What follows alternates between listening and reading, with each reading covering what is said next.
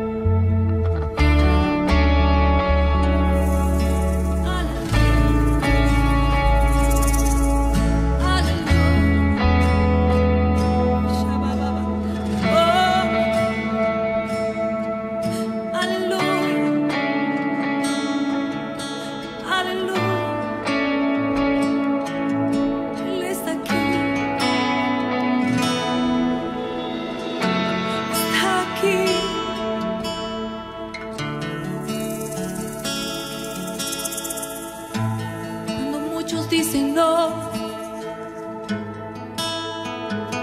tú dices sí.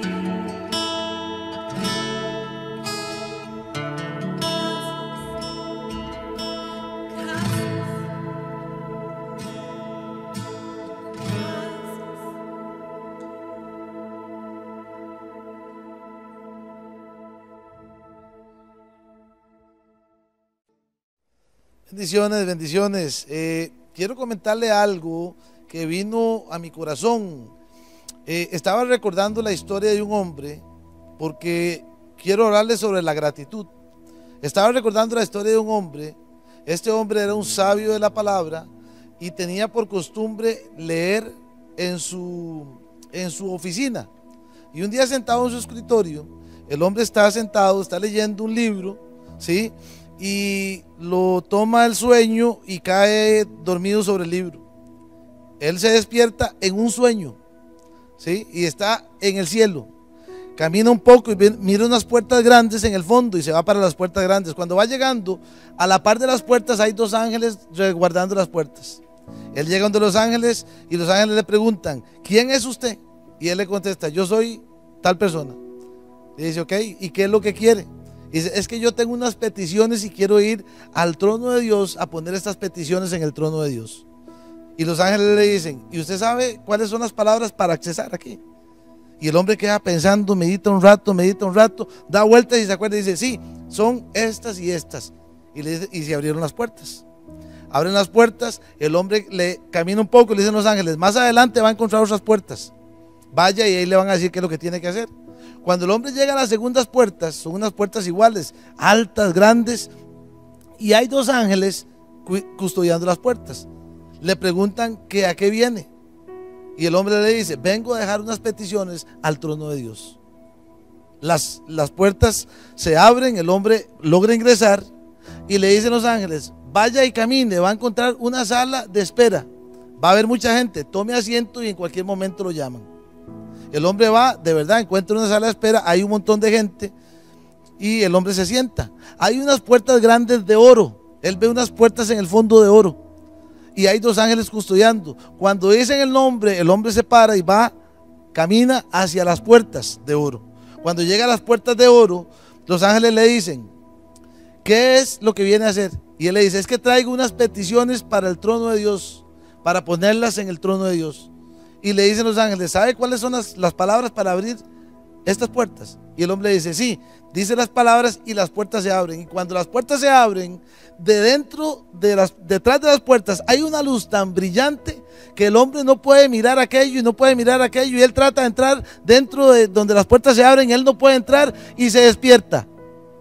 Se despierta en el hospital. Tiene 6 meses de estar en estado de coma. Después del sueño que tuvo, estuvo 6 meses en estado de coma. Cuando él abre los ojos, su esposa está a la par, sus hijos están sentados en una silla y la esposa se levanta y llora de alegría de verlo. Sus hijos se tiran, lo abrazan, porque el hombre regresó después de 6 meses de no estar. Y el hombre llora, y aquel momento es un momento tan tremendo. Sale del hospital, se va a su casa y al tiempo, como todo hombre que le gusta la palabra, vuelve a seguir y vuelve a leer. Y estando en su escritorio, vuelve otra vez a dormirse sobre el libro. Y se vuelve a despertar delante de las primeras puertas. El hombre llega, va donde los ángeles y los ángeles no le preguntan el nombre. Solo le dice, ¿qué quieres? Y él le dice, quiero ir al trono de Dios a darle gracias por todo lo que me ha dado. El hombre camina, se abren las puertas, entra y llega a las puertas de oro. Y cuando llega a las puertas de oro, los ángeles le dicen, ¿a qué vienen? Y él le dice, vengo solamente a darle gracias a Dios. Y las puertas se abrieron.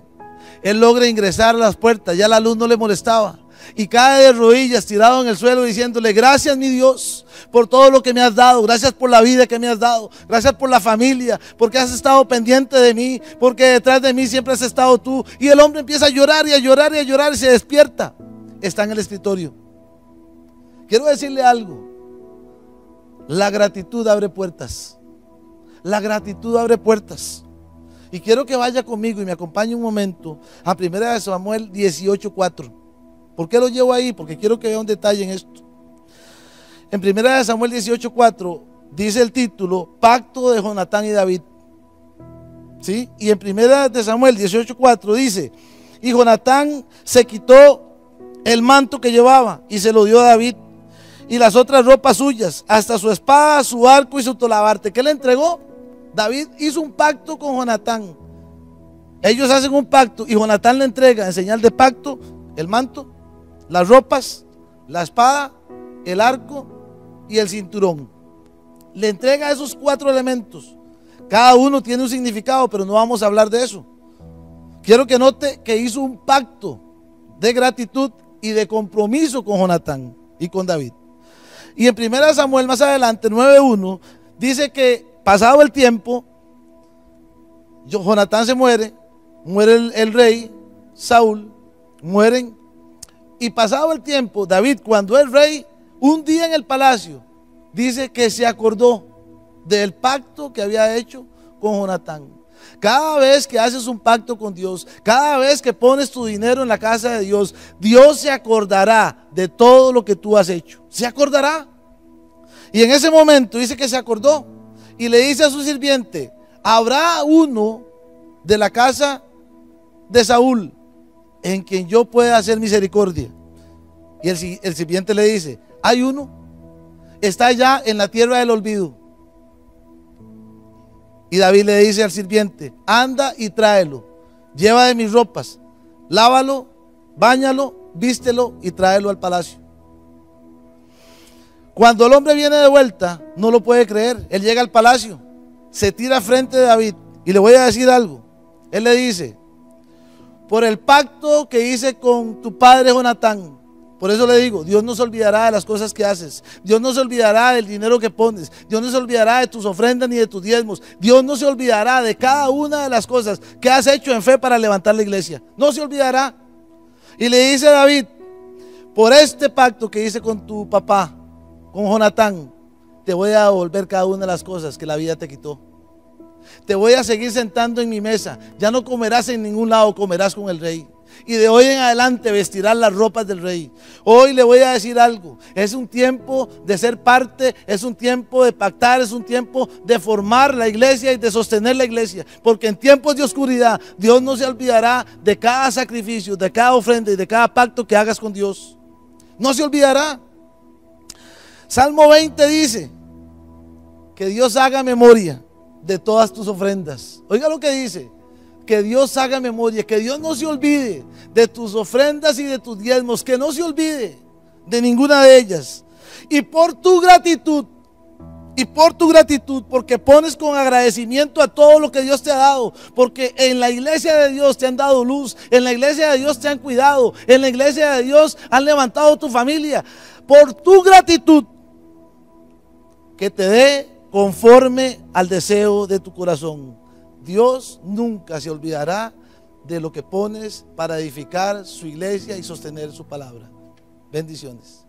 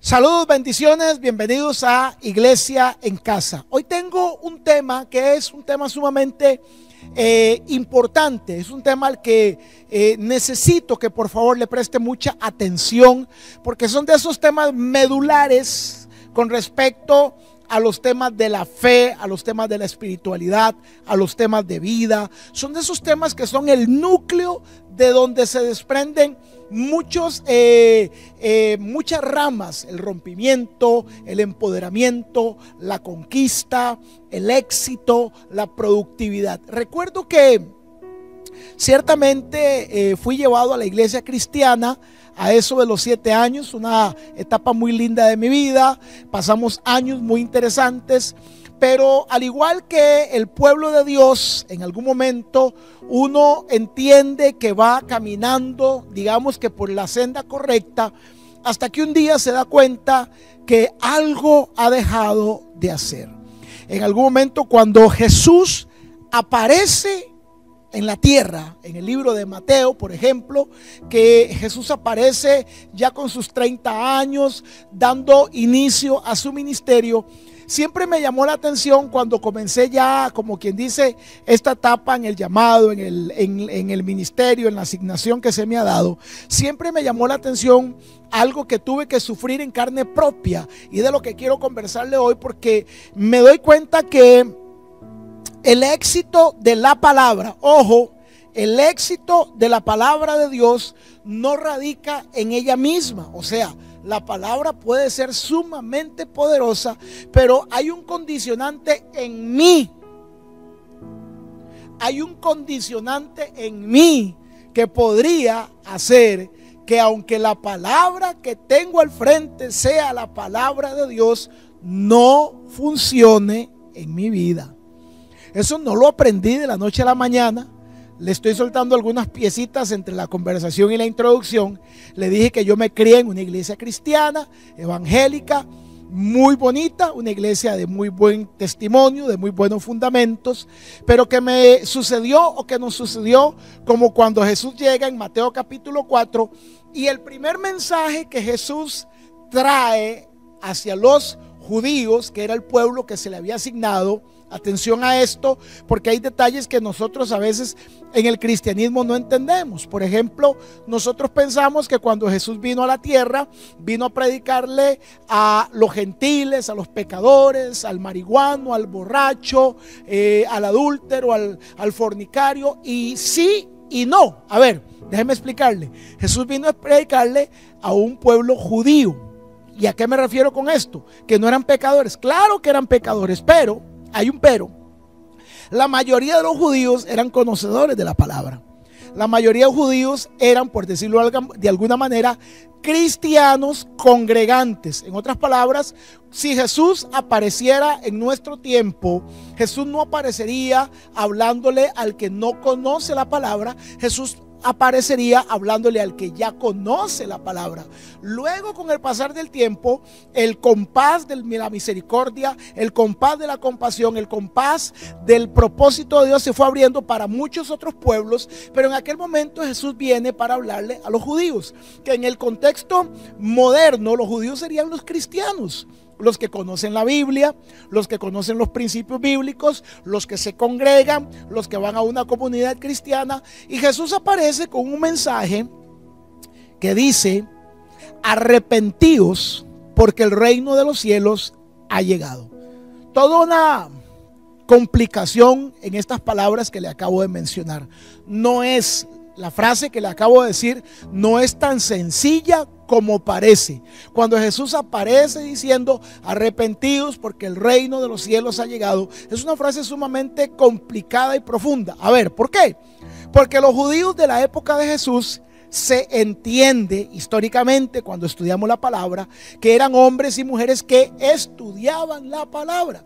Eran hombres y mujeres que vivían por la palabra. Eran hombres y mujeres que se congregaban en una sinagoga. Eran hombres y mujeres que iban tras los principios de lo que los judíos llamarían Hashem, el creador del universo. En otras palabras, si el judío en la época de Jesús, cuando Jesús aparece, cumplía la palabra, vivía por la palabra, se congregaba porque estaba escrito que ellos se congregaban en las sinagogas y en los centros de estudios todos los sábados. Hacía obras de piedad, servía al prójimo. La mayoría, vuelvo, reitero, no es que los judíos fueran perfectos, pero la mayoría, 8 o 9 de cada 10 judíos que vivían en Jerusalén en la época, o en Israel en la época de Jesús, eran judíos que conocían la Torá. Eran judíos que practicaban la ley de Moisés, las leyes de purificación, las leyes de los sacrificios. Eran judíos, ¿cómo decirlo, producción? Eran judíos que estaban apegados a una vida por la palabra. Ahora la pregunta es, si eran judíos que estaban apegados a la palabra, a las costumbres de la palabra y a las prácticas de la palabra, ¿por qué Jesús les dice arrepentidos? Si se supone que la palabra arrepiéntete se lo dice uno a un pecador. Es cuando uno va donde un alcohólico, un adicto, un una persona que se ha excedido con los deseos de la vida y de la carne, y le dices, tienes que arrepentirte, porque lo que estás haciendo está en los excesos de lo que nosotros o la Biblia llama el pecado. Pero, ¿de qué tenían que arrepentirse los judíos si eran practicantes de la Torá? ¿De qué tenían que arrepentirse los judíos si eran hombres y mujeres que vivían en la práctica de las leyes? Eran hombres y mujeres que vivían criando a sus hijos en la palabra. Es complejo. Es complejo poderlo conversar quizás en un programa o en una noche de iglesia en casa, pero sí me es muy importante decírselo, porque le hablaba que aquel pueblo al que Jesús se encuentra cuando Él regresa y cuando Él se forma como rabino, como maestro de la palabra, y su predicación era arrepentidos porque el reino de los cielos ha llegado. La palabra arrepentidos o arrepiéntanse o arrepentirse en hebreo es una palabra hebrea que se escribe teshuva. Esa palabra teshuva tiene varios significados, desde muy simples hasta muy profundos. Los griegos traducieron la palabra teshuva como metanoia.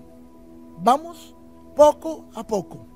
Jesús le dice a aquel pueblo teshuva, porque el que no tiene, atención a los que están aquí en producción, pongan atención. Jesús le dice a aquel pueblo teshuva, porque el que no tiene un teshuva no puede vivir y no puede disfrutar. ¿Qué acabo de decir? No puede vivir y no puede disfrutar del reino de los cielos. Tema complejo. El reino de los cielos no es el cielo. El reino de los cielos son las manifestaciones del cielo en la tierra. Como que yo diga, Costa Rica es un país gobernado por el reino de Inglaterra. ¿Es Costa Rica Inglaterra? No. Lo que estoy diciendo es que cuando digo Costa Rica está gobernado por el reino de Inglaterra, lo que estoy diciendo es que Costa Rica fue absorbido por un reino más grande y las costumbres, el estilo y la manera de vivir de los ticos ahora será semejante al de los ingleses. Jesús dice, el reino de los cielos ha llegado. No dijo el cielo ha llegado, dijo el reino. La pregunta es, ¿qué es el reino? ¿Cuáles son las manifestaciones del reino? ¿Cuál es la idea? Aquí ya le estoy poniendo la cabeza caliente. ¿Cuál es la idea cuando se habla del reino? Porque el reino y el cielo no son lo mismo. Jesús dijo, el reino ha venido a la tierra. Lo dijo. Jesús dijo, el reino ha venido. ¿A dónde ha venido el reino? El reino. Pero no dijo que el cielo vino a la tierra. Una cosa es ir al cielo y otra cosa es vivir en el reino de los cielos. Estoy hablando aquí con un grupo de maestros y de eruditos que tengo en el canal de producción. Todos están tomando notas, todos están meditando. La pregunta, señores, que compete esta conversación que tenemos esta noche, y es que es tema medular de lo que le quiero enseñar, porque le dije en la introducción que aunque yo tenga la palabra de Dios de frente, hay algo en mi vida que podría condicionar el hecho de que la palabra no funcione en mi vida. O sea, ¿cómo es posible que la palabra que formó el mundo no pueda funcionar en la vida de un mortal? ¿Cuál es el hecho? ¿Cuál es el hecho? ¿Cuál es la acción? ¿Cuál es el detalle que podría anular, atención a esto, el poder de la palabra en mi propia vida? No vino el cielo, vino el reino. Para yo poder ir al cielo, yo necesito morir según los principios divinos para poder ir al cielo. Pero para vivir en el reino, yo no necesito morir. Porque Jesús dijo, el reino vino a la, y yo estoy en la.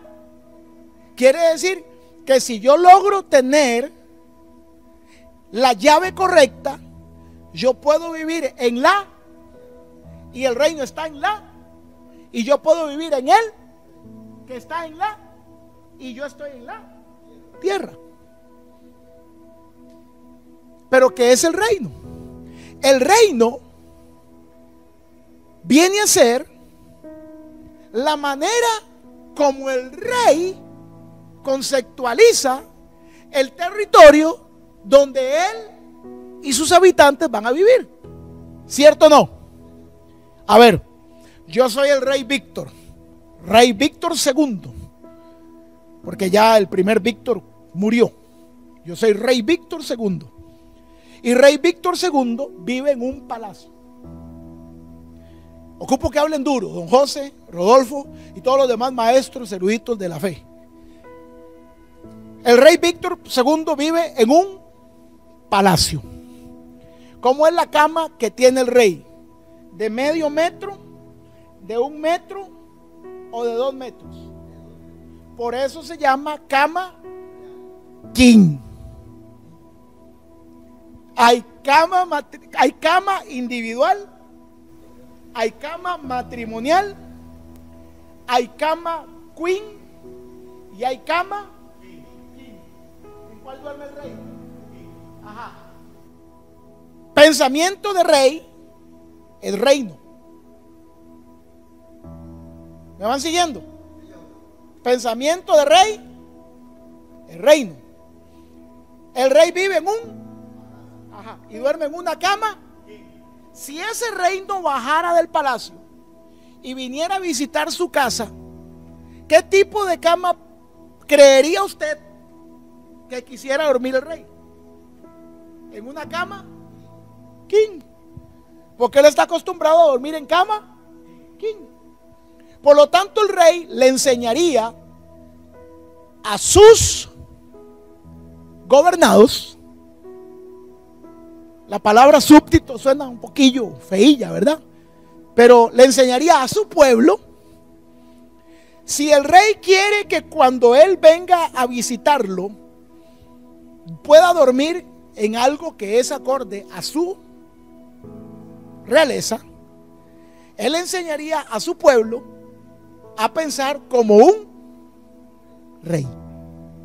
Y entonces, cuando yo llego a su casa y usted me mete en una cama, porque usted tiene una cama king, porque el rey un día le enseñó a pensar como él piensa. Y como usted piensa como el rey piensa, usted vive como el rey vive. Duerme en la cama donde duerme, come la comida que come un, viste la ropa que viste un.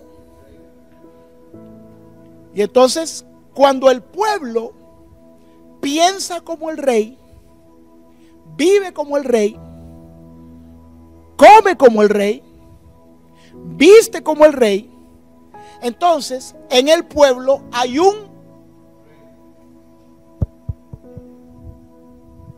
¿qué hay? Un reino. Quiere decir que el reino del rey vino ¿a dónde? A la tierra. Cuando Jesús aparece en la tierra, aparece diciendo: arrepentíos, porque el reino de los cielos ha llegado. La palabra arrepentido es teshuvá. Teshuvá significa cambia tu manera de pensar. En griego, metanoia. En hebreo, teshuvá. Traducido al castellano, cambia tu manera de pensar.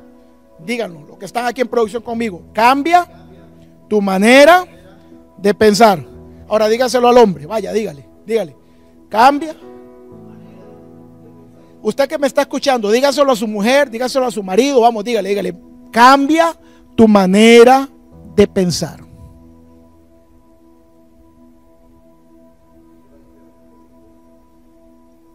¿Cuál era el problema entonces que tenía Israel en aquel tiempo? ¿Era un problema de pecado? ¿Era un problema de Biblia? ¿Era un problema de congregarse? ¿Era un problema de alabanza? ¿Era un problema de adoración? ¿Tenía un problema de qué? Cuando yo me crié en la iglesia evangélica, ¿se acuerda que de eso estábamos hablando? Me crié en una iglesia muy linda. Pero me crié en una iglesia que me lo enseñaron muy bien. 3 o 4 cosas me las dejaron muy claras. A ver, vamos de nuevo.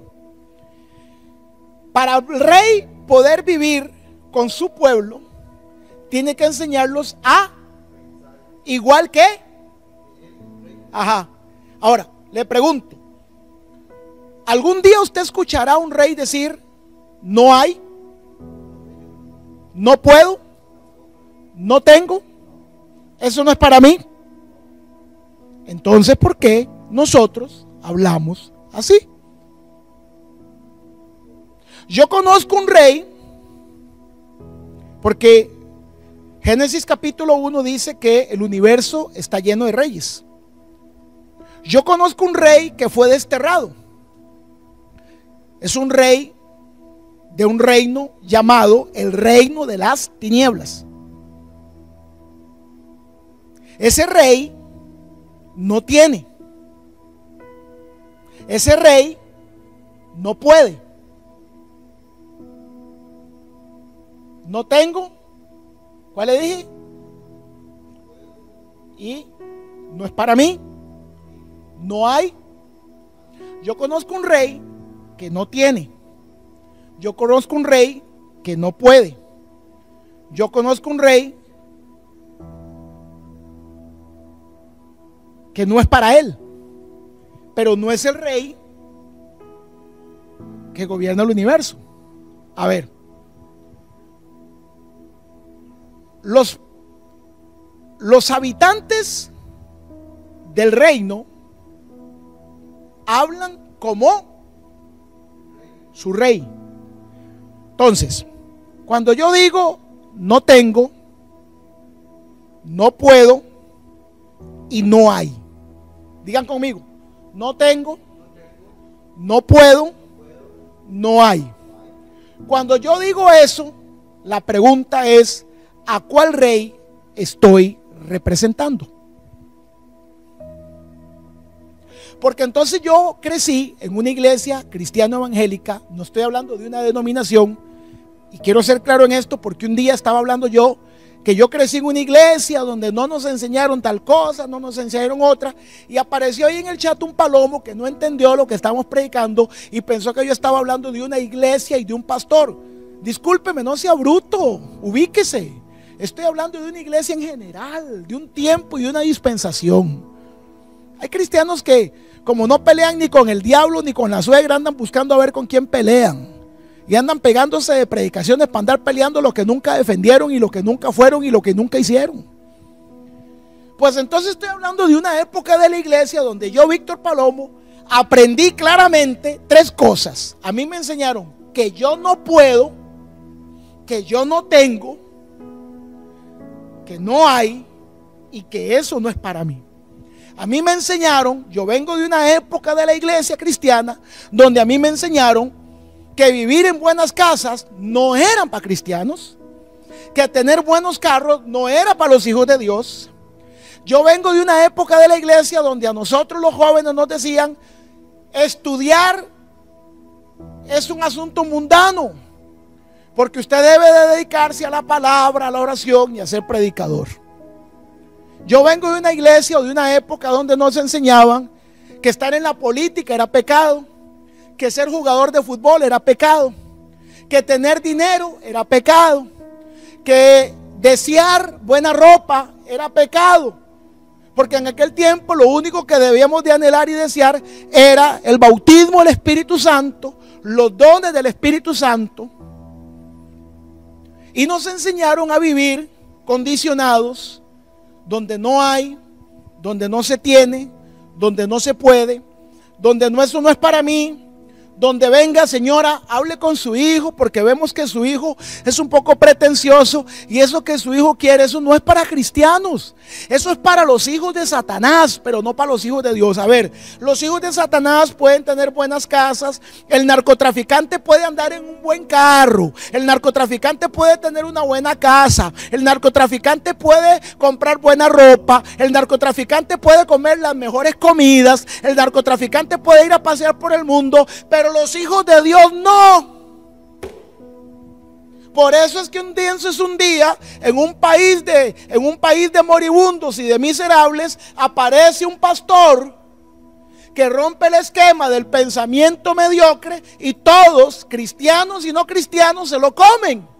Porque el narcotraficante puede andar en un buen caballo, pero el pastor no. ¿Por qué no? ¿Por qué no? Si ese pastor es hijo de un rey. Pregunto, don José, pregunto, Rodolfo, si ustedes fueran reyes, ¿en qué tipo de caballo andarían? En un pura sangre. Usted andaría en un jamelgo lleno de pulgas y de rasquiña y de, yo no sé, no está Melchor para que me ayude, pero usted andaría en un ruco viejo ahí que le pique y que con la pata podría. No. ¿En qué caballo andaría usted? ¿En qué caballo andaría usted si fuera rey? ¿En qué caballo? En un pura sangre. Ahora, si usted fuera rey, ¿qué tipo de caballos quisiera usted que sus hijos anduvieran? Entonces, ¿por qué si un hijo de Dios anda bien montado, otro se lo anda hartando? No, señores, en la iglesia no tenemos un problema de palabra, no tenemos un problema de alabanza, no tenemos un problema de adoración, no tenemos un problema de diablo, no tenemos un problema de demonios, tenemos un problema de pensamiento. Por eso dice la Biblia, tal cual es el pensamiento del hombre, ese es él. En otras palabras, usted come lo que cree que puede comer, vive lo que cree que puede vivir, se monta en lo que usted cree que se puede montar. El mundo no es injusto, la vida no es injusta. Lo que pasa es que lo que usted pensó ayer es lo que tiene hoy.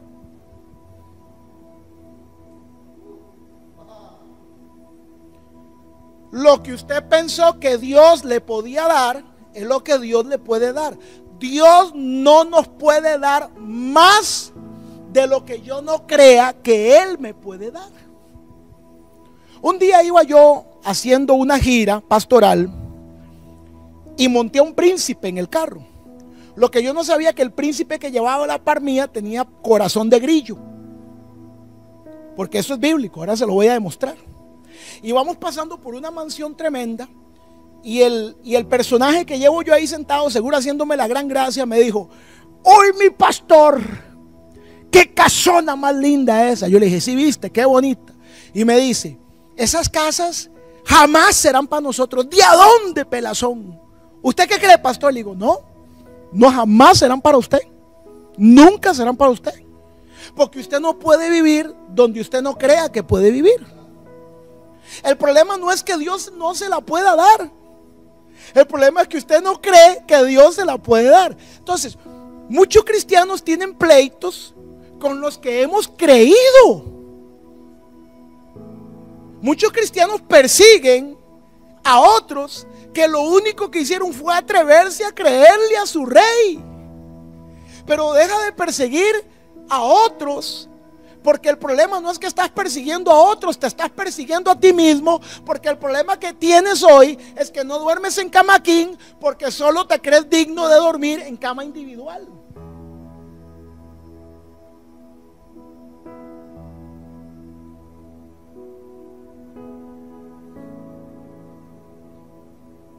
¿Cómo la ven? Apague y vámonos.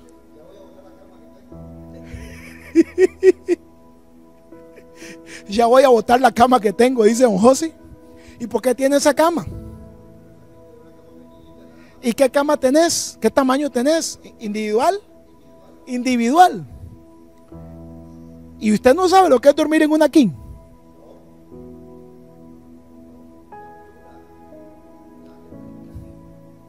Aquí hay un hijo del reino, ya lo vieron. Los hijos del reino hay que sacarlos. Por eso le dije al principio que este es uno de los temas más importantes de mi vida. Ciertamente la unción que se manifiesta en mi vida es de rompimiento, de sanidad, de conquista. Pero todo eso comenzó un día que tuve que entender y creer que yo fui llamado a hacer esto. Los cristianos dicen, don José, usted que viene de la vieja guardia, los cristianos dicen, usted le pregunta a un cristiano, ¿usted cree que Dios puede sanar? ¿Y qué dicen? Ajá, y usted le dice, ¿y por qué usted no ora por los enfermos? Porque aunque ellos saben que Dios puede sanar, ellos creen que no a través de sus manos. Dios puede sanar, pero a través de las manos del pastor, no de las mías. ¿Cierto o no? Por eso es que pasan llamando a los pastores para cualquier vaina. Pastor, me duele la muela. Pastor, tengo la pata tiesa. Pastor, vi una sombra. Porque ellos creen que Dios puede sanar, pero no a través de sus manos. Como no creen que puede sanar a través de sus manos, no hay sanidad. Por eso usted es hoy lo que pensó ayer. Como ayer pensó que no podía, hoy no puede. Como ayer pensó que no tenía, hoy no tiene. Como ayer pensó que eso era para otros, por eso es para otros. Porque el problema, mi querida iglesia, es que el reino de los cielos no se puede manifestar en nuestra vida hasta que tú y yo no entendamos que el reino de los cielos se puede manifestar en nuestra vida. Vamos a ir al libro de Génesis, capítulo 15. Si tiene la Biblia, don José y Rodolfo, ábranla en Génesis, capítulo 15, versículo 13. Porque me gusta a veces que comparta. Deberíamos de poner algunos micrófonos ambiente, Rodolfo, ahí para que se oiga la afición detrás a veces, ¿verdad? Entonces, vienen días, a ver, recapitulando, don José, Rodolfo, ahí entre que van leyendo, van conmigo. El problema de la iglesia y de los cristianos no es un problema. O sea, a ver, no es el diablo, don José, no es el diablo el que está condicionando, no es el diablo el que está reteniendo mi bendición. Es mi manera de pensar. A ver, Jesús llega a la casa de Jairo. La hija de Jairo ya está muerta. Y los que están en la casa de Jairo le dicen: no molestes más al maestro porque tu hija ha muerto. No fue un demonio el que le dijo a Jesús que no orara por ella. No fue el diablo que dijo que la hija estaba muerta. Eran ellos que dijeron: como la niña está muerta, ya no hay nada que hacer. No era un problema del infierno. ¿En cuál cámara estoy? En esta. No era un problema de infierno. Era un problema del pensamiento. Ellos, ¿quiénes? Habían enterrado a la niña, no Dios. Hay proyectos que tú y yo hemos enterrado que Dios nunca los enterró. Nunca. Fue usted quien abortó el proyecto que Dios nunca abortó. Fue usted el que cerró un negocio que Dios nunca cerró. Fue usted que abandonó un matrimonio que Dios nunca abandonó. Usted lo dio por muerto, pero no Dios. Usted se dio por fracasado, pero no Dios. Lázaro está muriendo y le dicen: al que amas está muriendo. ¿Y qué respondió Jesús? Lo que está viviendo no es para muerte. Pero lo enterraron porque no creyeron la palabra. Cuando yo entierro una historia es porque aborté la palabra.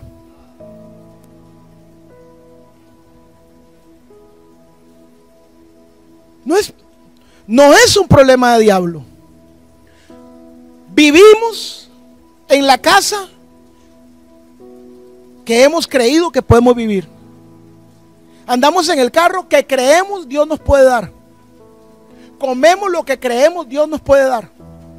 No es el diablo quien ha condicionado lo que tengo, lo que como, lo que me pongo o donde ando. Lo que ha condicionado lo que tengo, lo que como, dónde duermo, en qué ando, ha sido mi. Dice Isaías capítulo 55, verso 8, los pensamientos de Dios son diferentes a los pensamientos de los. Esto es un problema de pensamiento. Porque Dios quiere darme un caballo, pero yo digo, no, que yo no me merezco ese caballo. Yo soy una persona humilde. Yo la verdad es que lo que yo ocupo es una mula vieja. ¿Y qué quería darle Dios? Un pura sangre. ¿Y qué dijo él que podía tener? Por eso anda en mula. Pero entonces no critique a los que andan en corcel cuando su jupa le dio solo para pensar que podía andar en una mula. Ay, esa mujer, ese mujerón, eso no es para mí. No quiso yegua grande, le tocó una mula vieja.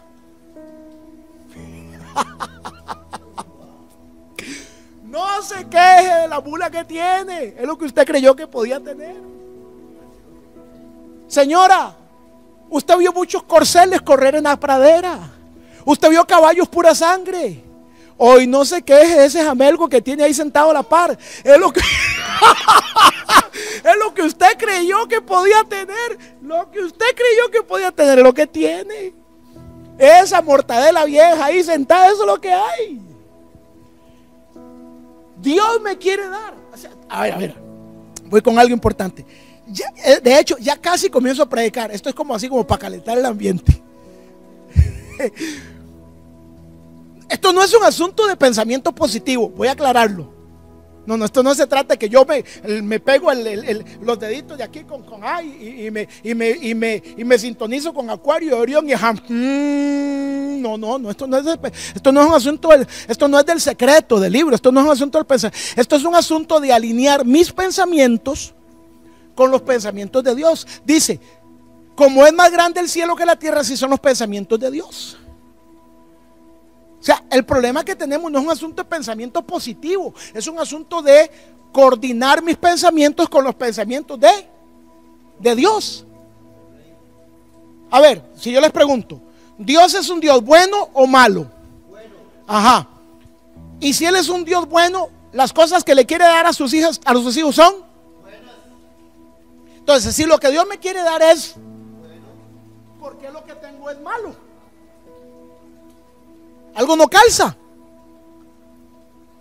Si tengo un Dios bueno que me quiere dar cosas buenas, porque lo que tengo son cosas malas.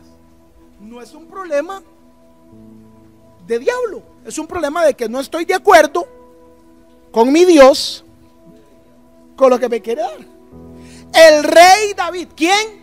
El rey David mandó a llamar a Mefiboset y le dijo, venga para acá, le voy a devolver la ropa real, le voy a devolver las tierras, le voy a devolver la herencia, le voy a dar un buen sueldo por mes, lo voy a sentar en la mesa. Oiga lo que dijo Mefiboset. ¿Y quién es este perro muerto para sentarse contigo en la mesa?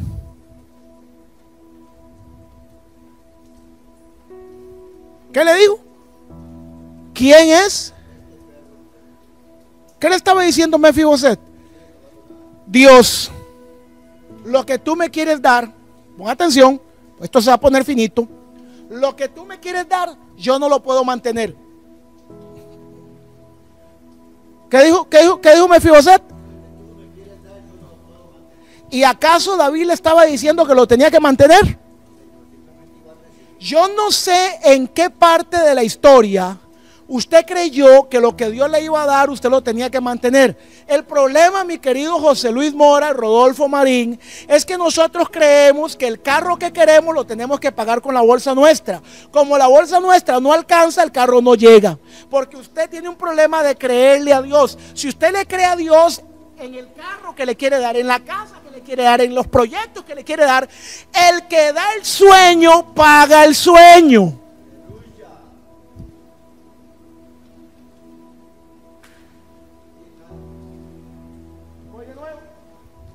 El que da el sueño, pero si usted cree que usted tiene que pagar el sueño, por eso es que nunca ha ido a viajar a Europa, porque usted piensa que usted lo puede pagar. Pero si usted fuera a viajar a Europa, el año siguiente Dios le va a dar los trabajos para que pague el viaje que hizo en diciembre. pero no creo. Génesis capítulo 15, ¿se acuerdan que estábamos ahí? Verso 13. Entonces, ¿está conmigo, don José? ¿Está leyendo? Sí. ¿Está leyendo la Biblia cristiana? Porque usted suele andar algunas Biblias ahí medias enredadas. Reina Valera. Entonces, Mahoma dijo a Abraham. No. Ah, bueno, vamos de nuevo. Entonces, Genghis Khan dijo a ¿quién dijo? Jehová. ¿Quién habló?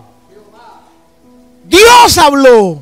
Entonces Jehová dijo a Abraham: ten por cierto que tu descendencia morará en tierra ajena y será esclava allí y será oprimida allí. ¿Cuánto, don José? 400 años. ¿Quién está hablando? ¿De qué le estaba hablando Dios a Abraham? Le estaba hablando de la esclavitud de Israel en Egipto. ¿Cuántos años le dice Dios que estaría en Egipto? Éxodo capítulo 12. Alguien que me acompañe a Éxodo capítulo 12, versículo 40. Éxodo capítulo 12, verso 40 dice, cuando lo tienen me dicen amén. Aleluya. ¿De alguien puede decir amén? Aleluya, gloria. Vive. ¿Quién vive? ¿Quién vive? Ay, pero Rodolfo, no lo oigo, mano. Mano, no lo oigo. Papi, ¿qué está pasando? ¿Le falta fe? Papi, me está dejando botado, papá. Me está dejando botado. Hermano, Éxodo 12:40. Dice, el tiempo que los hijos de Israel habitaron en Egipto fue, grítelo, José, 430 años. ¿Cuánto le dijo Dios? 400. ¿Cuánto vivieron? 430. ¿Qué pasó? ¿Cómo que hay un desfase? No le digo una mala palabra pues estamos grabando. ¿Cómo que hay un desfase? ¿Hay un desfase? No, hay un horror.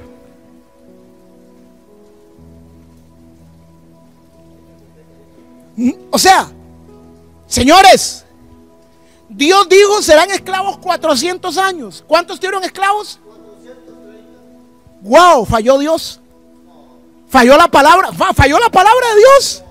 Pero es que hay gente que me dice, profeta, usted me dio una palabra y su palabra falló. Entonces Dios es un falso profeta. Pero no salieron a los 400 años. Se chuparon 30 años más en esclavitud. ¿Qué falló? ¿Qué falló? Le voy a dar una señal. ¿Una señal de qué? ¿De qué? ¿De qué falló? Déjeme buscar acá. Libro de, Números capítulo 13, don José. Números capítulo 13. Verso 1 y 2. Dice, y Jehová habló a Moisés diciendo, envía hombres que reconozcan la tierra de Canaán, la cual yo doy a los hijos de Israel, a cada tribu de sus padres, enviarán varones, cada uno príncipe. ¿Qué mandó Dios? Príncipes. Capítulo 13, libro de Números, versículo 27, Números 13, 27. Oiga lo que dicen los príncipes. Oiga los príncipes. Y contaron los príncipes todo lo que vieron. Llegamos a la tierra a la cual nos enviaste, la cual ciertamente fluye leche y miel y da fruto. Mas el pueblo que habita en aquella tierra es grande, las ciudades son grandes y fortificadas. También vimos ahí a los gigantes, a los hijos de Anac. ¿Va conmigo, don José? Verso 33. ¿Qué dice? Léamelo, don José, gritadito. También vimos allí gigantes. ¿Qué más? Hijos de Anac. Raza de los gigantes. Y éramos nosotros, a nuestro parecer. Suave. La palabra parecer era a nuestro pensamiento. Y éramos nosotros a nuestro pensamiento. ¿Cómo qué? Como un grillo. ¿Cómo era? Vamos a leer el verso 33, don José, otra vez. Desde el principio, ¿qué dice? ¿En cuál cámara estoy? ¿En cuál cámara estoy? Además, iglesia, que tenemos como 15 cámaras aquí, entonces no sé en cuál. En esta estoy. A ver, ¿qué dice? Ajá. ¿Qué vieron?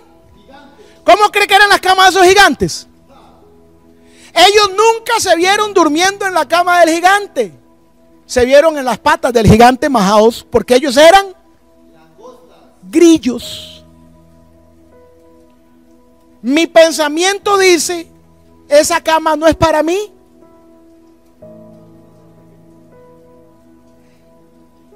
En Números capítulo 13, verso 1 dice que enviaron príncipes, pero tenían corazón de...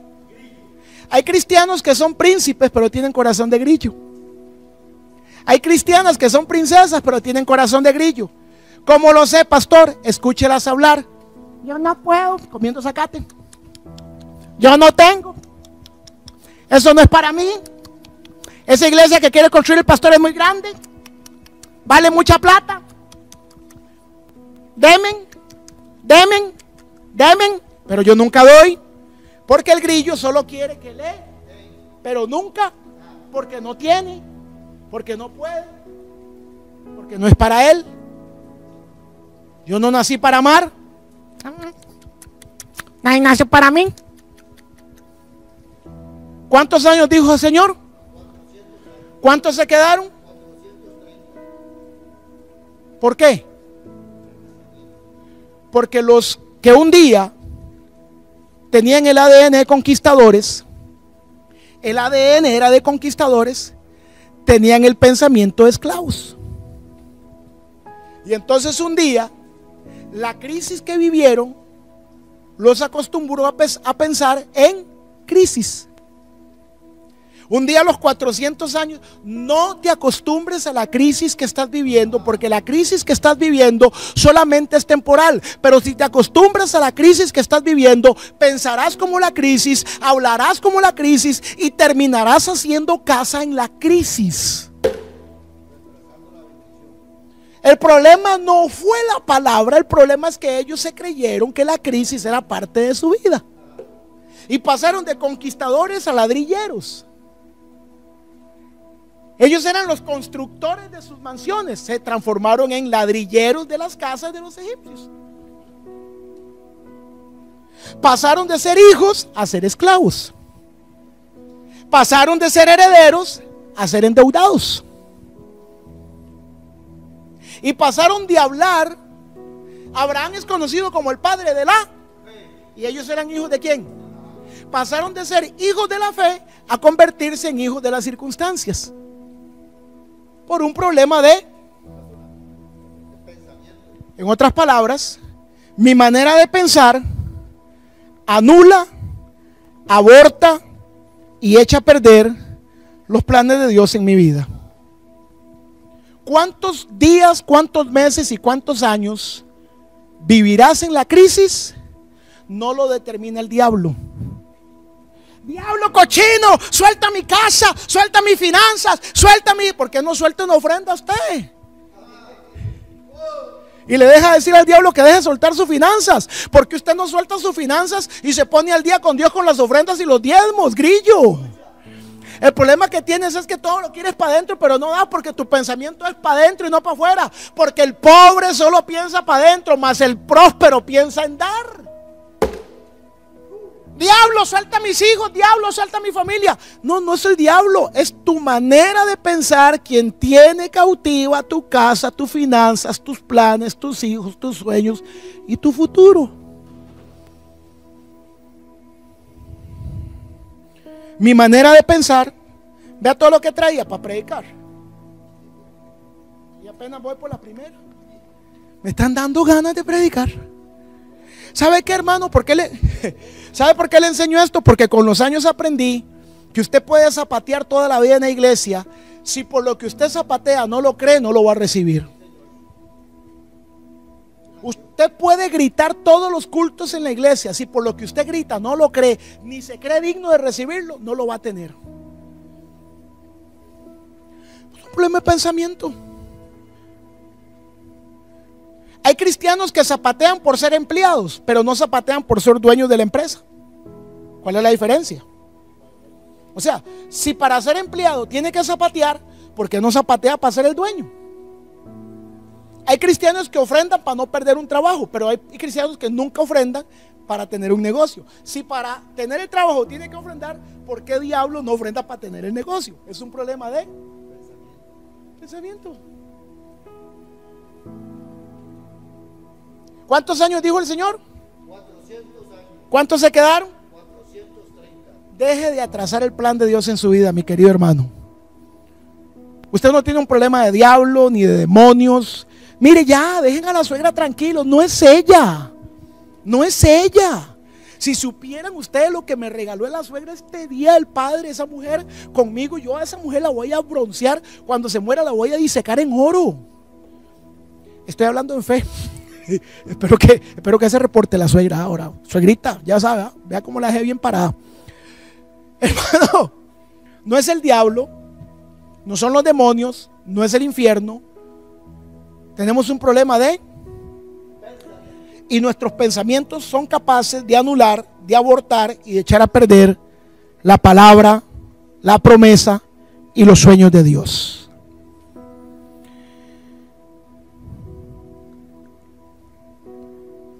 Arrepentidos porque el reino de los cielos ha llegado. Fue como comenzó la palabra y así comenzó el ministerio de Jesús.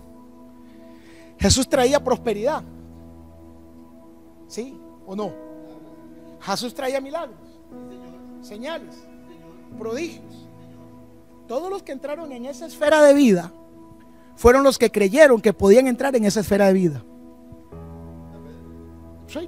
Todos, vaya, saque números. Pedro un día le dijo a Jesús: maestro, no tenemos para pagar los impuestos. Y Jesús le dijo: yo no tengo ningún problema con eso, vaya, tire la cuerda allá y le va a salir un peje con la plata en la boca. Ah, no, pastor, pues eso le pasaba a Jesús, a mí no. Por eso no le pasa a usted, porque usted no cree. Lo que usted no crea que Dios le puede dar, Dios no se lo puede dar, punto. Mis pensamientos están abortando las bendiciones de Dios. Teshuvá, metanoia, cambia tu manera de pensar. Soy Víctor Palomo, esto es Iglesia en Casa. Lo mejor para los que creen está por venir.